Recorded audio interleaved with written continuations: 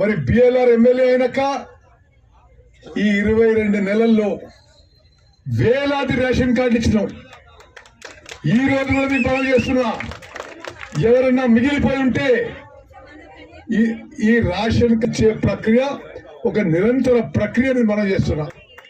ఎవరన్నా మిగిలిపోయి ఉంటే వాళ్ళకు కూడా రేషన్ కార్డులు ఇస్తామని చెప్పి కూడా నేను మనం చేస్తున్నాం.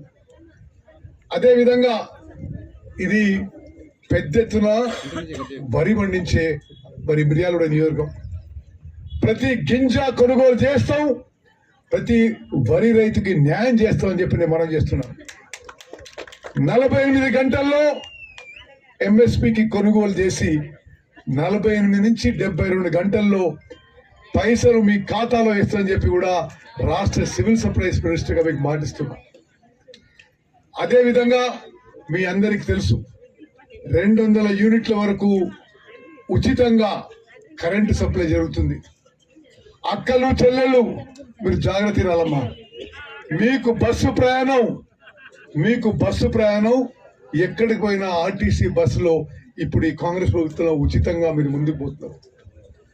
ఆ విధంగా సమాజంలో అన్ని వర్గాలకి, ఎస్సీలకి, ఎస్టీలకి, బీసీలకి, మహిళలకి, రైతులకి, రైతుకులకి, మహిళలకి, విద్యార్థులకి, నిరుద్యోగ యువతి మేలు చేసే ప్రభుత్వం మన కాంగ్రెస్ ప్రభుత్వం.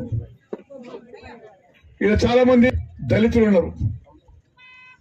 భారతదేశంలో ఒక సాహసోపేతమైన నిర్ణయం తీసుకున్న రాష్ట్రం మన ప్రభుత్వం. మరి ఎన్నో ఏళ్ల సంది ఎదురు చూస్తున్న ఎస్సీ వర్గీకరణ పూర్తి చేసినాం. అదేవిధంగా బీసీలకు 42 రిజర్వేషన్స్ 42% చేయడానికి ఒక దృఢ సంకల్పంతో ముందుకు పోతున్నాం. సామాజిక న్యాయంలో కూడా మన కాంగ్రెస్ ప్రభుత్వం ముందుంది. అదేవిధంగా అభివృద్ధి కార్యక్రమాల్లో కూడా మన కాంగ్రెస్ ప్రభుత్వం ముందుంది. సంక్షేమ పథకాల్లో కూడా నేను ముందు చెప్పాను, మన కాంగ్రెస్ ప్రభుత్వం ముందుంది.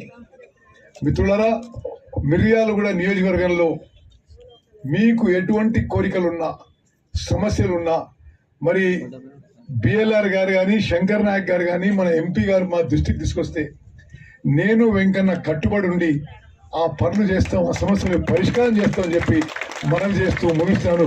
జై హింద్, జై కాంగ్రెస్. ఇది